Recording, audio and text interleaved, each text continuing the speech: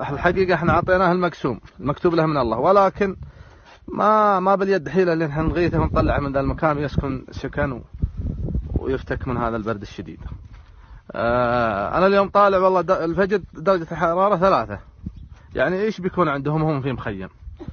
فهم يستنجدون بالله ثم بكم لهالعقار اللي عنده شقة فاضية، عنده بيت فاضي، لو شعبي ما تخلونهم. بالحقيقة كلمنا الجمعية الخيرية ما ردوا علينا، ونلتمس لهم العذر يمكن ما في فلوس ولا.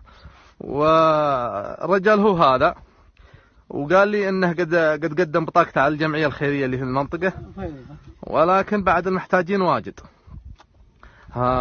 ممكن اشوف البطاقة؟ هذه بطاقته، رجال سعودي بأسرته ومحتاجين.